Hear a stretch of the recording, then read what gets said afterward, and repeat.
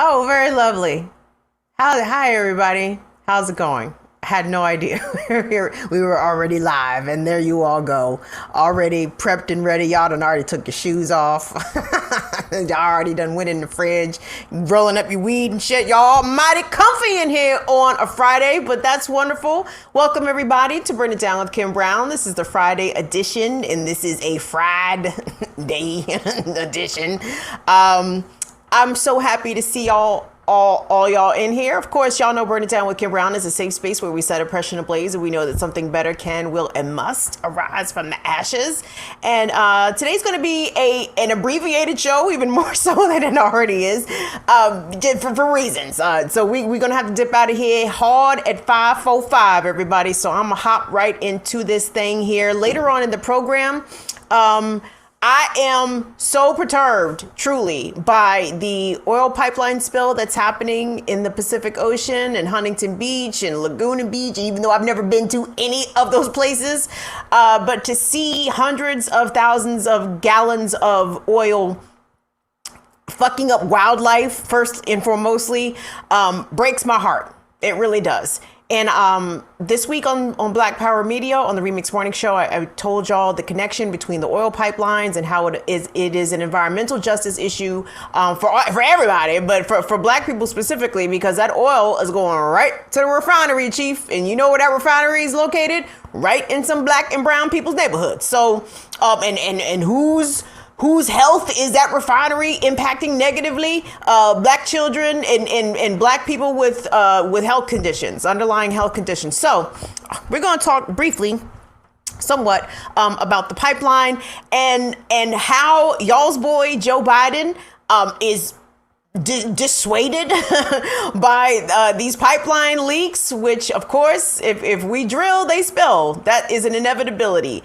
And the Joe Biden climate change policy is all inclusive of more exploratory offshore drilling. Joe Biden is with the drilling, and that's why over here on this head channel, forever it will be fuck Joe Biden. Okay, so that's coming up later on in the program. Hold on real quick, who we got up in here? I see everybody. What's up, Chuck Diesel? Do y'all think I'm stoned? I might be a teeny tiny bit stoned. What's up, Toby Swoley? I see Courtney the SLP is up in here. What's up, Kev Z? What's going on with y'all? Radical leftist agenda. Where you been? Tyler Hackett is up in this joint. Yes. Okay, y'all. We have a stack. Oh, hey, Rain the Sud. Rain the Sud is in here as well. Latif is in here. Ursula's in. Okay, wonderful. Everybody's here. Schultzy 100 also here. Chuck Diesel. I always say Chuck Diesel. I probably always say Chuck Diesel. Everybody, yes. Wonderful. Hi. I'm so happy to see y'all. Okay, so I'm going to lead this off, obviously talking about the topic du jour. Y'all know we have been rinsing this Dave Chappelle for content over these past few days. And y'all know generally, like, this is not the kind of shit that I delve into per se.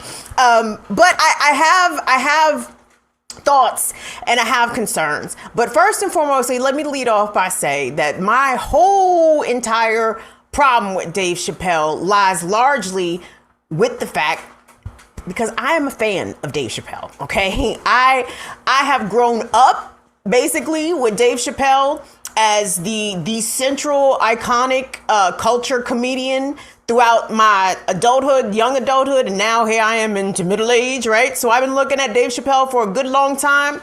Y'all know Dave Chappelle. Well, he claimed DC. I don't know why he does that. Because for what I understand, Dave Chappelle grew up firmly in Montgomery County. But that's neither here nor there, right? Dave Chappelle is DMV. And Dave is very much reminiscent to me. He's very, I don't know Dave. I've never met him. I don't, whatever. But he reminds me of niggas around here, right? Dry, sarcastic, will tell a tale, exaggerate some shit, and, just be extra, right? But in a very, very funny, genuine way, in a very good storytelling way, right? So as a fan of Dave Chappelle, it disappoints me to get to this point in my life, at least, and to see Dave take a route of a rich, entitled fucker. Now, what do I mean by that? Well, so obviously I'm referring to Dave's latest Comedy Central. No shit, they ain't been on Comedy Central in a minute, my bad. Netflix the closer, the end, the denouement of the finale, I should say. Maybe not denouement. Denouement is the shit. Yeah, I know what denouement is. But anyway, the finale to his Netflix comedy specials, right? And he's pissed a lot of people off. And conversely, he's got a lot of other people pissed off, that people even coming for Dave about this issue, right? We'll get into that in a second also. But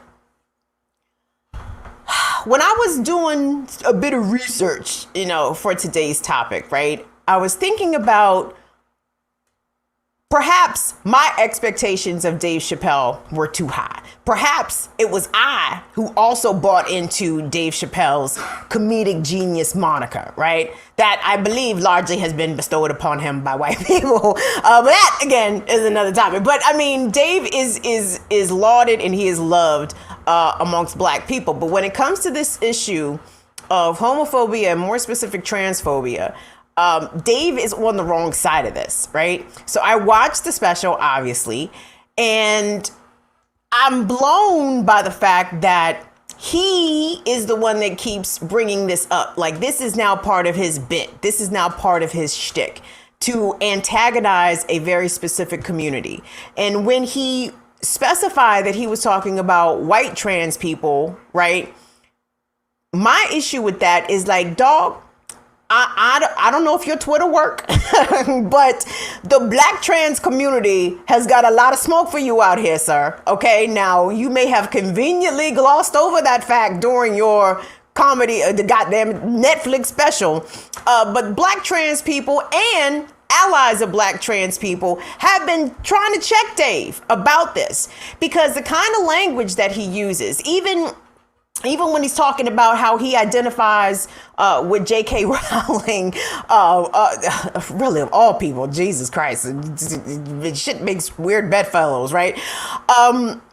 J.K. Rowling about being a TERF, right? A trans exclusionary feminist. Now, I know for some people, specifically in our community, when we start running down the acronyms and the so-called alphabet gangsters, right? A lot of people tend to tune out because they don't understand it. And let me tell you, I am born not from that specific ignorance in terms of hostility towards people who identify with letters, but a genuine not knowing, right, of what the terms meant, how they applied and what they mean, right? And I'm still very much on that learning path. But here's what I need Dave Chappelle to do, right? And those who think like Chapelle, okay? Like, at the end of the day, whether or not Dave himself comes from an oppressed community, which,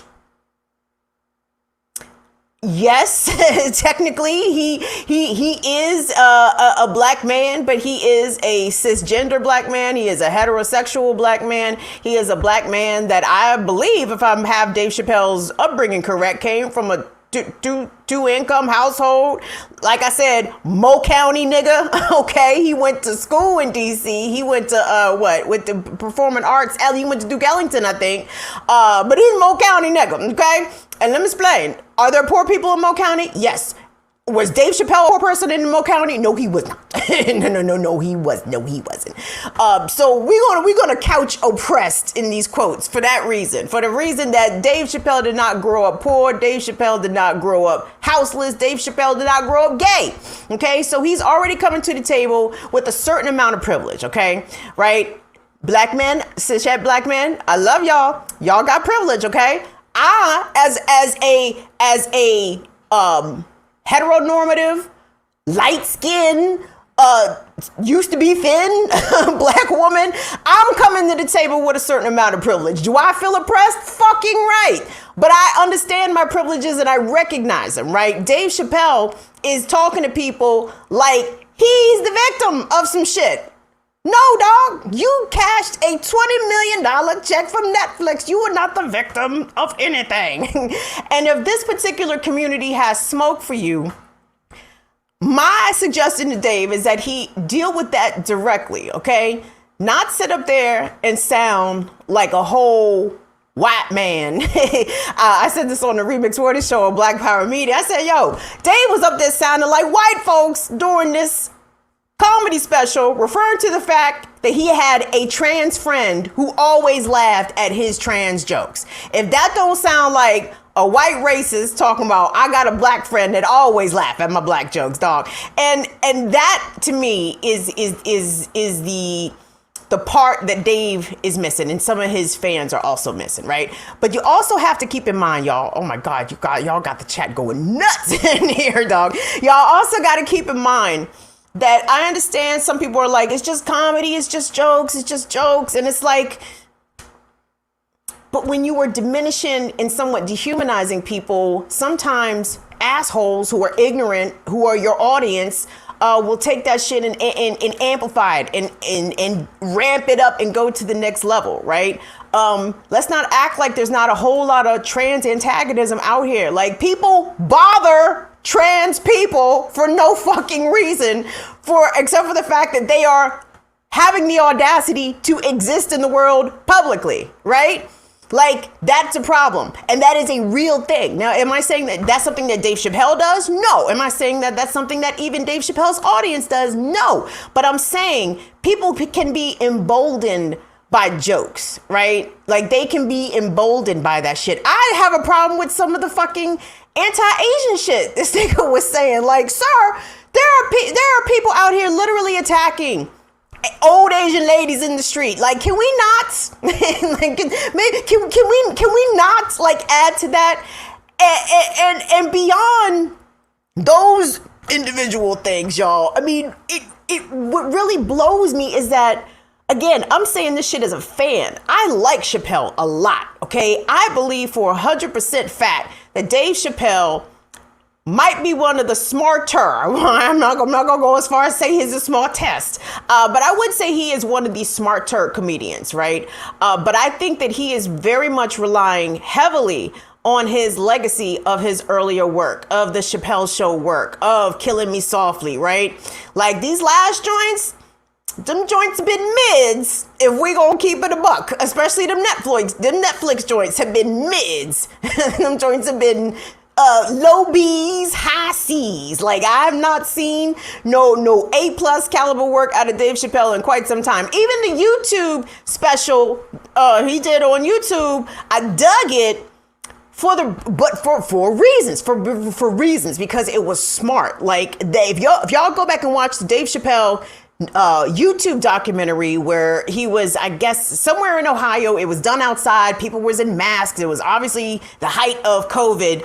And Dave did some really smart shit. It was very rough. He was even reading off notes. But he did a brilliant bit about Chris Dorner. And I'm like, dog, whoever the nigga that could crack some jokes and formulate a comedic bit around Chris Dorner, his message, and what happened to Chris Dorner is a bad motherfucker. And Dave Chappelle did just that. So this shit that he can come out with and spend 45 minutes trying to antagonize trans people, it's lazy, man. It is below the caliber of his ability, right? And I think as a fan, that's what really bothers me the most. And as a black person, it bothers me that Dave Chappelle would use his position as an elite, okay? Dave Chappelle is sitting on several tens of thousands of millions of dollars. I don't know what Dave Chappelle net worth is. I'm guessing it's got to be 50 to 100 million, right? Fuck, even if it's 20 million, he's still a rich nigga, right? He ain't poor, right, out here. So the fact that Dave Chappelle would use his position as a platformed, very wealthy, very respected, award-winning black man, like, to shit on another marginalized group to the exclusion of the people who look like him, of his same race, from that same marginalized group, is not a good use or an effective use, or even like the most efficient use of his talent and his voice, right? So, I want us to play a couple of clips, okay? And see, this is, and see, part of this, I'm going to place some of this blame on Miwa, because, you know, I'm guilty of it too at times, to play into the culture of celebrity, and people that I like, I sort of expect their politics to match mine, or hopefully they're not too far off from mine. I have definitely personally canceled some artists because of some shit that I didn't agree with. Like, y'all know I got the albums on my wall, right? I used to have Jay-Z Reasonable Doubt hanging on my wall. Jay-Z Reasonable Doubt does not hang on my wall anymore because Jay-Z's politics are fucking garbage, despite the fact that that was a brilliant, classic, amazing album. I can't look at Jay-Z on my wall and feel good about myself, right? Same with Kanye, same with Nas. Them niggas had to come down, okay? Like, no. And even though Dave is not, technically on my wall, I don't want to bring him down of the wall of artists, especially comedians that I like, right? But he has got to grow the fuck up, okay? Because I don't know what kind of transphobic, tiptoeing and homophobic shit that he's trying to pull here. But nigga, you 45, 50 years old. Like, it's time to get off that.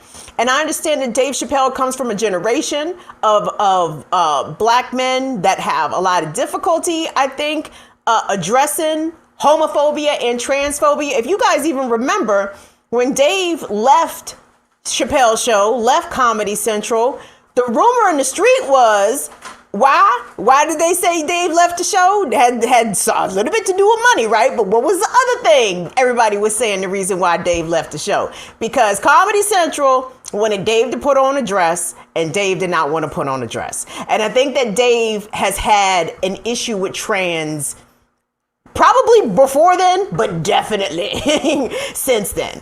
And that's something like that he needs to address. But what he needs to do is leave trans folk out of it.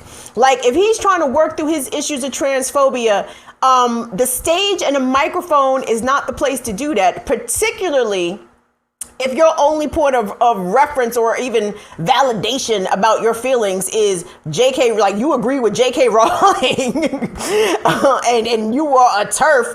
Again, some shit that, let me touch on that for a second. The trans exclusionary radical feminist. I was aware of the acronym. I knew what it meant. I didn't actually process what I believed that it meant until recently, right? And this is what bothers me about people who have opinions about gay and trans lifestyles. When people be like, I don't agree with that shit, right? I don't know, but they always do the fact, I don't agree with that. I don't. Why they wearing the dress? How come these girls out here look like Lil Wayne, right? I'm like, hold on. Firstly and foremostly, nobody asked you what the fuck you agreed with or what you didn't agree with, right? Because at the baseline of when someone says, I don't agree with that lifestyle, that gay or that trans lifestyle, what they're basically saying is that I don't agree that person should exist. Or I don't agree that person should exist in public in a place where I can see them, right? Because that is usually the catalyst, the vision and or the conversation, right? And for any person who is assigned female at birth, if you are born a girl and embrace being a girl, if some people who were not assigned female at birth decide that womanhood is for them, mind your motherfucking business. Like, what does this have to do with you? How does this infringe upon your womanhood or your femininity in any way? Right? That's what, to me, homophobia and transphobia is really all about. It's about people's refusal to mind their fucking business, right? If you was minding your business, whatever consenting adults do with themselves, who they do to themselves, what they choose to wear, if you are minding your business, these things should never even bother you, right? And then people talk about the gay agenda. Oh my God, if you niggas don't kill me with the fucking gay agenda. I don't know what the gay agenda is. And for the people that talk about, oh, it's the effeminization of the black man, if you niggas don't quit it, okay? Because there's a lot of down low brothers out here, okay? Like, there is a lot of very masculine dating women, down low dudes out here.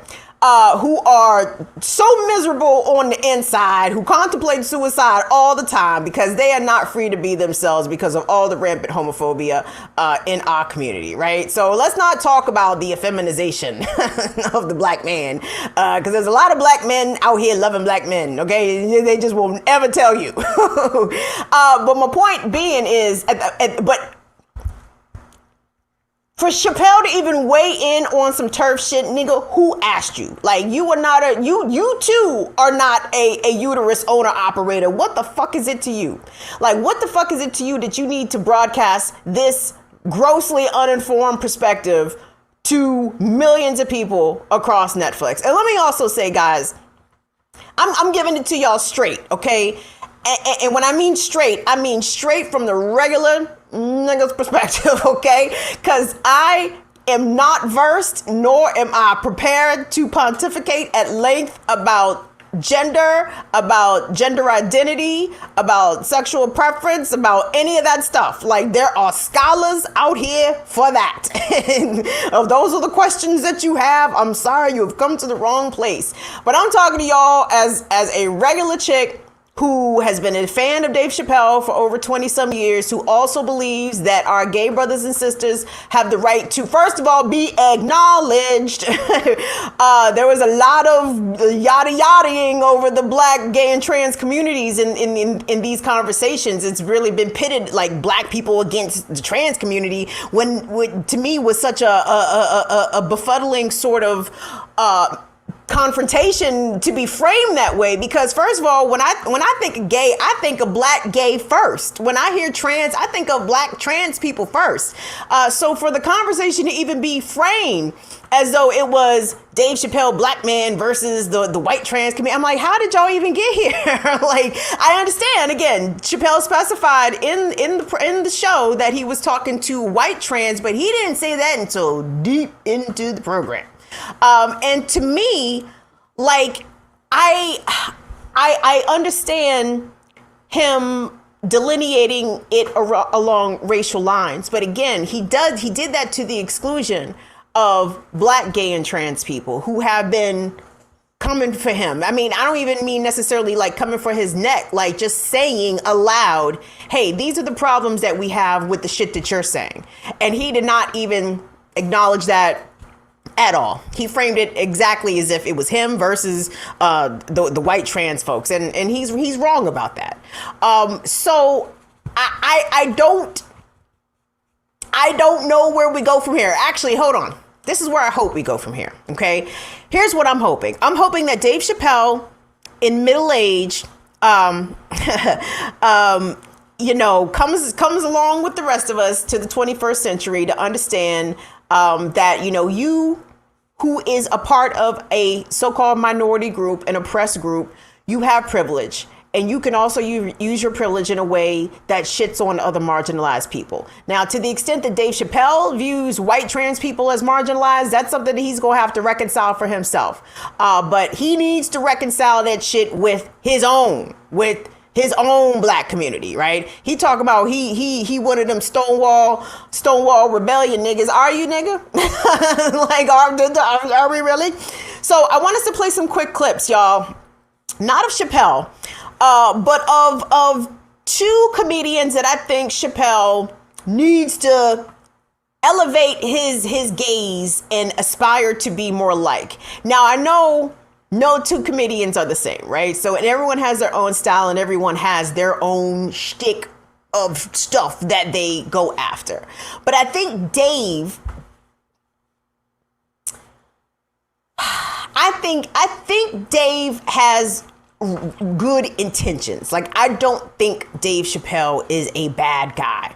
Right, motherfuckers was talking about the black comedians was coming out the woodwork. they was falling over themselves to defend Chappelle as of late. They talk about all the good work Dave does behind the scene, helping out comedians who are out of work, giving money to people to help them pay their bills, etc. Okay, I believe all that, and all that is great. That still does not give him room, nor does it excuse for him to use his weight, which he has considerable weight, and we need to start off by acknowledging that too. I know we all like to look at Dave as our nigga, as our boy. Most of y'all boys don't have 100 million, okay? So I mean, we have to, you know, we like Dave, okay, fine, but we have to separate Dave out into rich nigga status, okay? And rich niggas operate different than us regular niggas, do they not? Kanye West, anybody? Right? It's perfectly clear why Dave and Kanye are boys, because these cats are rich and detached. However, this is where I hope Dave goes.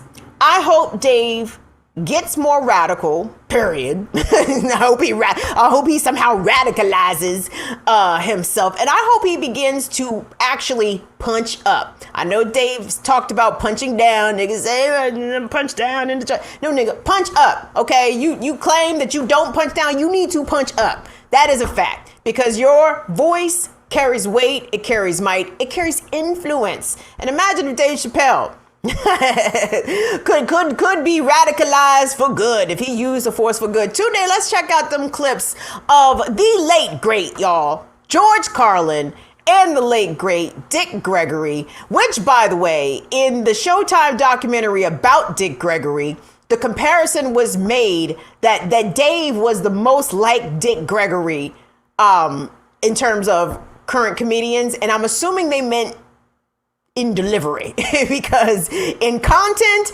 no, Dave Chappelle arms way too short to box with Dick the God Gregory. So Tunde, let's take a look at that clip, please. Use it on you. Politicians have traditionally hidden behind three things: the flag, the Bible, and children. No child left behind. No child left behind. Oh, really? Well, it wasn't long ago you were talking about giving kids a head start. Head start, left behind? Someone's losing fucking ground here. But there's a reason. There's a reason. There's a reason for this. There's a reason education sucks, and it's the same reason that it will never, ever, ever be fixed. It's never going to get any better. Don't look for it. Be happy with what you got. Because the owners of this country don't want that. I'm talking about the real owners now. The real owners, the big wealthy business interests that control things and make all the important decisions. Forget the politicians. The politicians are put there to give you the idea that you have freedom of choice. You don't. You have no choice. You have owners. They own you. They own everything. They own all the important land. They own and control the corporations. They've long since bought and paid for the Senate, the Congress, the state houses, the city halls. They got the judges in their back pockets. And they own all the big media companies, so they control just about all of the news and information you get to hear. They got you by the balls. They spend billions of dollars every year lobbying to get what they want.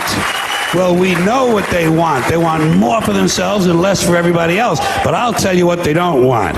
They don't want a population of citizens capable of critical thinking. They don't want well-informed, well-educated people capable of critical thinking. They're not interested in that. That doesn't help them. That's against their interest. That's right. They don't want people who are smart enough to sit around the kitchen table and figure out how badly they're getting fucked by a system that threw them overboard 30 fucking years ago. They don't want that. You know what they want? They want obedient workers. Obedient workers. People who are just smart enough to run the machines and do the paperwork and just dumb enough to passively accept all these increasingly shittier jobs with the lower pay, the longer hours, the reduced benefits, the end of overtime, and the vanishing pension that disappears the minute you go to collect it. And now they're coming for your Social Security money. They want your fucking retirement money. They want it back so they can give it to their criminal friends on Wall Street. And you know something? They'll get it. They'll get it all from you sooner or later because they own this fucking place. It's a big club and you ain't in it. I went to Iran because I know that was a CIA operation. They wanted to kill them folks so they could wipe them off the map. And I went over there and fasted for 90 days. When I come back, here's the white folks met me. Mr. Gregory, it's a lovely thing you're doing. But you know that Rolls Royce is ours. You haven't paid on it in 3 months. Now let me just tell you, you're brilliant. People love you. Entertainment. All you got to do is stop doing that mess and take care of you. I said, let me tell you something, white boy. No jive, used cartel, gonna tell a nigga with my stature, take that damn Rolls Royce. Huh? Take it. Now he get real mad now because he wasn't ready for that one. So I said, let's take it now. So the next day, the guy from Boston that owned the franchise, sometimes they think niggas don't hear. He said, Mr. Gregory, we just love you, what you're doing for the whole world. He said, but you know, I know you didn't mean to send that Rolls Royce back yesterday. I said, yes, I did.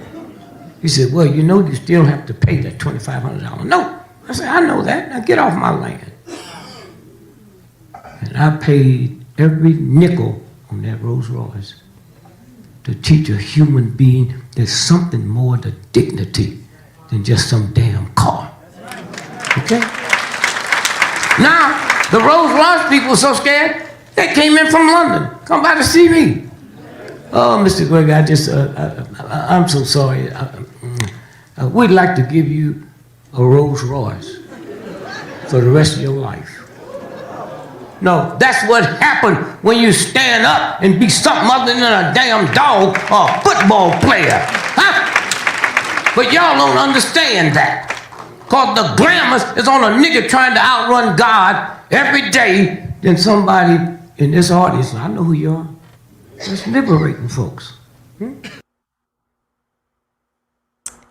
So I chose those clips intentionally, right? Obviously, thank you, David Silber, for pointing out that Carlin was virtually on his deathbed for that particular comedy special. That might have been in '92.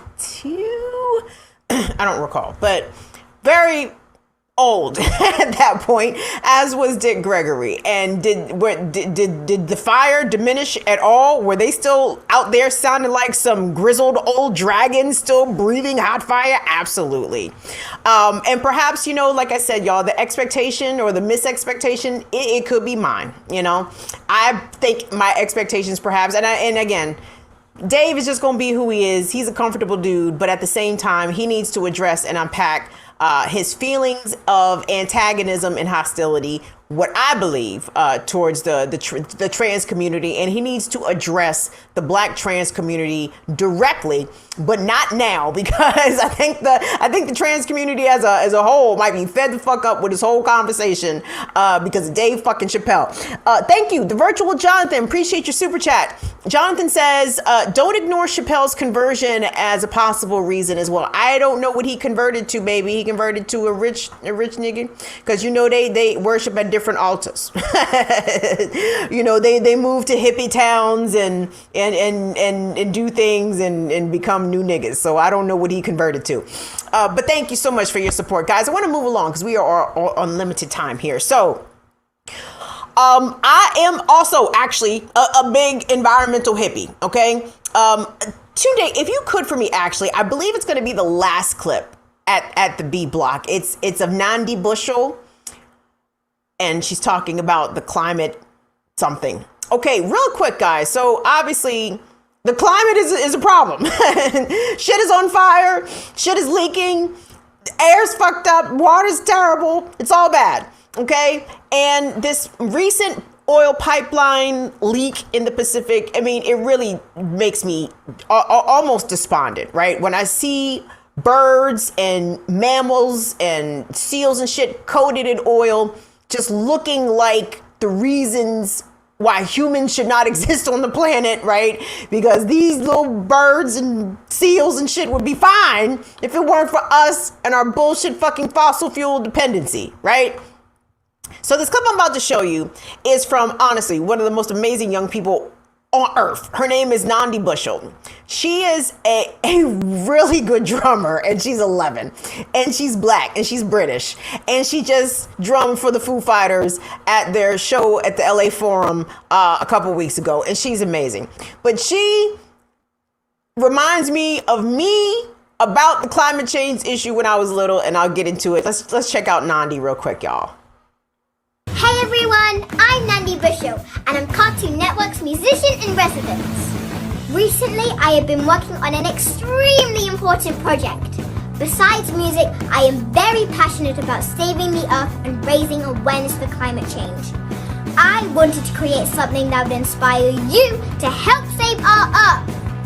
I collaborated with the amazing Tom Morello and his son Roman Morello, Jack Black, Greta Thunberg, Now this amazing, incredible, awesome and epic music video drops down soon, so please check it out.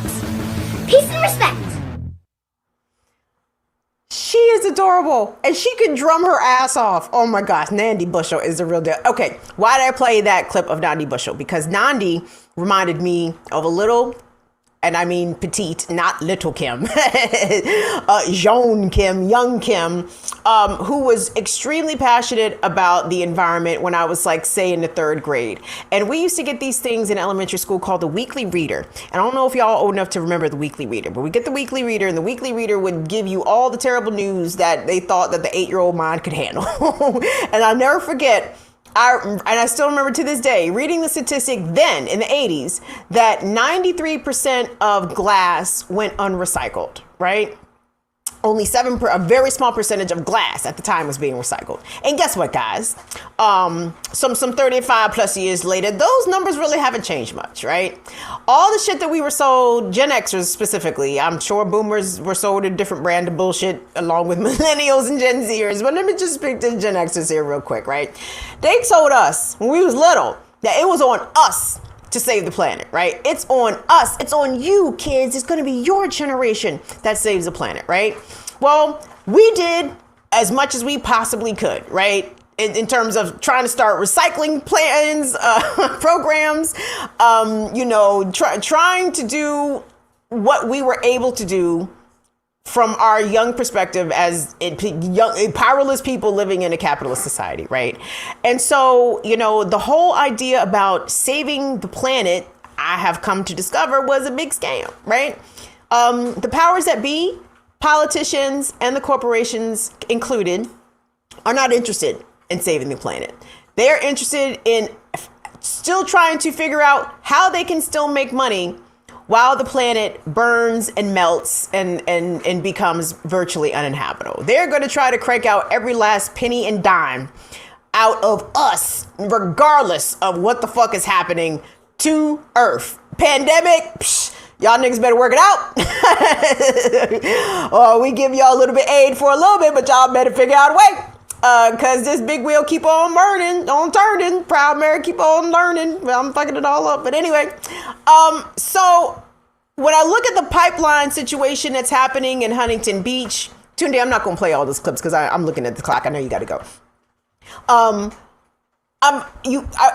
want to present that to you in addition to reminding you that the Enbridge Line 3 oil pipeline pumping tar sands from out of Alberta, Canada, they cranked that bitch up this week, right? It's operational, okay? Water protectors with all kinds of organizations up there in northern Minnesota, including people that came from other tribes and other tribal areas to put their bodies out there to try to stop this, have confronted politicians. They confronted Amy Klobuchar. They confronted Keith Ellison. And all the elected officials have proven to be absolutely useless about this, right? And so we have to figure out a way how we can either stop this shit, like actually put an end to the use of fossil fuels, because I mean, are we that much more convenienced by being able to put gasoline in our cars, like to the sacrifice of your kids and your grandkids and your grandkids' kids? Like, the brakes have to come off. Like, we have to stop this at some point, right? And unfortunately, there does not seem to be a lot of political will. There's absolutely no business will to want to get into all this. So anyway, I'm sorry. That's sort of like an abbreviated rant, y'all, because it's just been a day. It's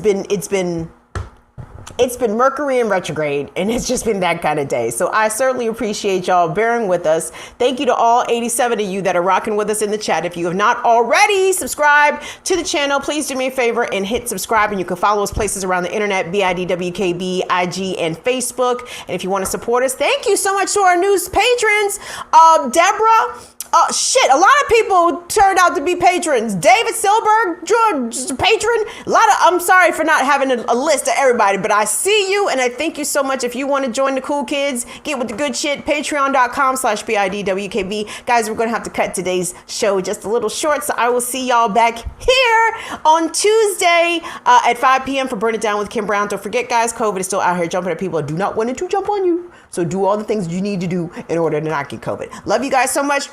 See y'all later. Bye-bye.